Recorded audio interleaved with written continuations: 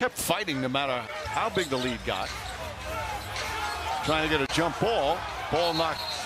And they got a jump ball with 7.6 remaining. Well, Steve Kerr was talking to us before the game. He was so complimentary of Taylor Jenkins. Yeah. Steve Kerr, the usually cool and collected Warriors coach, lost it. He had to be held back from fighting a ref after the game. Yeah, you heard that right. The same guy who's known for his zen-like demeanor was ready to throw hands. To see if that counted. I think that was good. Kyle Anderson played with the Memphis Grizzlies, so he knows all the guys. Yeah, this is as exercise as Steve has been, and it's at the youngest official, Andy Nagy. He just thought he... Before we move on, I'd like to ask you a small favor. If you appreciate this content, please take a second to like this video and subscribe to our channel. It makes such a huge difference to us. Thank you so much. Now, back to the video. Here's the crazy part. This wasn't just about one bad call. It was a whole series of events that led to this explosive moment. We're gonna take you through every single frustrating play that pushed Kerr to his limit. By the end, you might be ready to fight that ref too. The night started off normal enough, but things quickly went south. Just 5 minutes into the first quarter, Steph Curry drove to the hoop and got clobbered. No whistle. Kerr raised an eyebrow but kept his cool. He's seen worse, right? Wrong. The next play, Draymond Green got called for a phantom foul. The replay showed he barely touched the guy. Kerr started pacing the sideline, hands on his hips. You could see the frustration building. But wait, it gets worse. Got a little look at Steve is yeah, he's not happy with the most junior of the three officials. He's giving him a piece of his mind. Warriors get the win. 123. Klay Thompson hit a beautiful three-pointer only for the ref to wave it off. Apparently he stepped out of bounds, except the replay showed his foot was clearly inside the line. Kerr threw his hands up yelling, "Come on." The Warriors were down by 10 now, and these calls were killing them. The players were starting to lose it too. Curry was shaking his head after every play. Green looked ready to explode. Even the usually chill Thompson was arguing with the refs. Then came the final straw. With just 2 minutes left in the second quarter, Andrew Wiggins went up for a dunk. The defender came flying in, all arm, no ball. Wiggins hit the deck hard. And the whistle? Offensive foul on Wiggins. Kerr couldn't take it anymore. He stormed onto the court, face turning redder by the second. The usually composed coach was screaming at the top of his lungs, pointing at the refs, gesturing wildly at the replay screen. His assistant coaches tried to hold him back, but Kerr was having none of it. He kept advancing, looking like he was ready to go toe-to-toe with the officials. The crowd was going wild, feeding off Kerr's energy.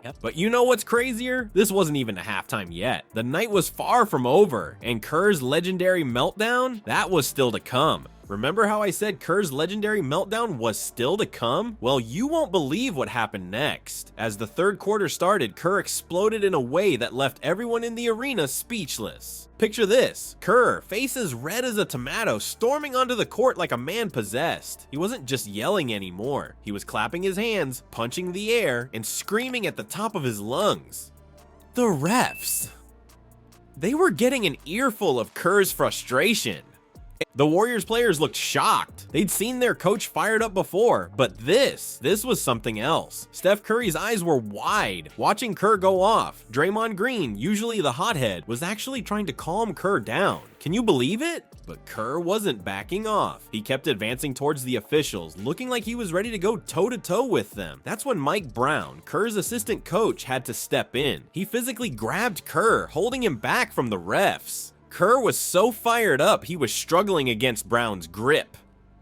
The crowd, they went wild. Some fans were cheering Kerr on, loving this display of passion. Others were booing, thinking he'd gone too far. The whole arena was a mix of chaos and excitement. Now here's the kicker, all this drama, it cost Kerr big time. The NBA slapped him with a $25,000 fine for his outburst. That's right, 25 grand for losing his cool. Kerr even admitted later, "I knew I was gonna get fined. I deserved it."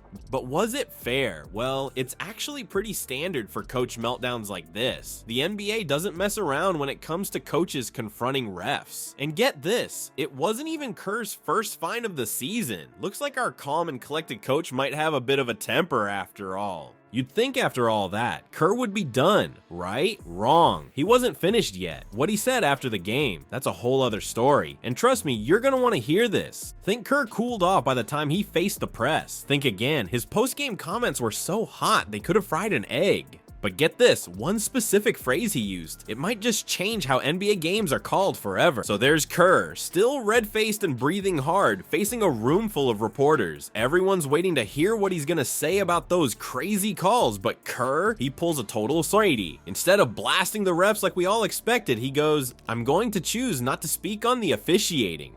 Wait, what? After all that drama on the court, Kerr's suddenly playing it cool? It's like watching a volcano decide not to erupt at the last second. But here's the thing, sometimes what you don't say speaks louder than what you do. Kerr's silence. It was deafening. Now, you're probably thinking, but didn't you say Kerr said something that could change the game?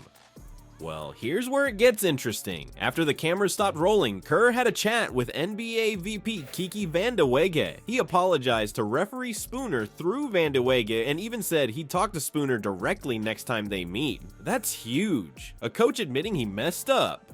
That doesn't happen every day. Kerr even said, "I need to do better." Honestly, I need to do better. That was embarrassing. It's like watching your dad admit he was wrong. Kind of uncomfortable, but you gotta respect it. So, did Kerr's outburst help or hurt the Warriors? It's complicated. On one hand, it fired up the crowd and maybe even motivated his players. But on the other, it cost him 25 grand and might have distracted from the game itself. The Warriors lost a big lead in the fourth quarter, and you gotta wonder if all this drama played a part. As for the NBA, they're keeping quiet for now, but you can bet they're watching closely. When a coach like Kerr loses it like that, it makes people ask questions. Are the refs doing their job right? Do the rules need changing? Only time will tell if Kerr's meltdown leads to any real changes in how games are called. But this isn't the first time Kerr's temper has flared up. In fact, his history of sideline explosions is almost as legendary as his coaching record. Let's take a trip down memory lane, shall we? You think Kerr's latest outburst was bad? Oh boy, you ain't seen nothing yet. Kerr's got a history of sideline fireworks that would put the 4th of July to shame. But here's the real kicker. His players, they might actually love it. Let's rewind to a game against the San Antonio Spurs. Kerr wasn't just mad, he was fuming. The cameras caught him hurling expletives at the refs like he was auditioning for a Tarantino movie. It was so bad, Kerr himself had to admit it was embarrassing. He even said, "I need to do better. Honestly, I need to do better." That was embarrassing. Talk about a coach calling himself out. But wait, there's more. Remember that game against the Nuggets? Kerr went off about Nikola Jokic getting 18 free throws. He didn't just disagree with the calls. He straight up called the situation disgusting. Kerr even accused players of BSing their way to the foul line.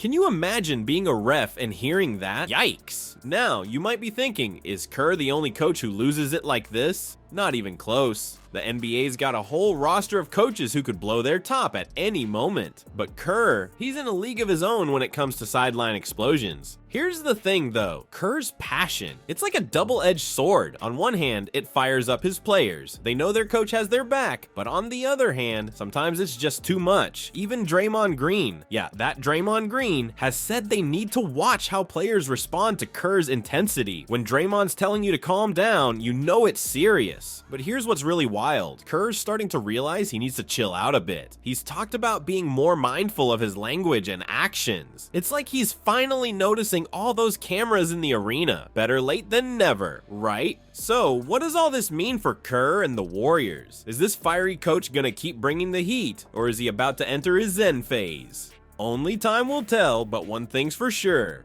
The NBA's never boring with Steve Kerr around. So what's the deal with Kerr's latest meltdown? It's like throwing a firecracker into the Warriors season. The team's already struggling, and now this? It's got everyone talking, from fans to NBA bigwigs. But here's the real question. Is Kerr's passion helping or hurting the Warriors? Think about it. When's the last time you saw a coach lose it like that? It's intense, right? But is it too much? Kerr's walking a tightrope between fired up leader and loose cannon. And you know what? The next few games are gonna be wild. All eyes will be on Kerr, waiting to see if he'll explode again or keep his cool. My prediction, Kerr's gonna try to dial it back. He knows he went too far this time, but old habits die hard. And when the game gets tight, who knows? We might just see Kerr 2-point still fiery, but with a little more control. Either way, Warriors games just got a whole lot more interesting.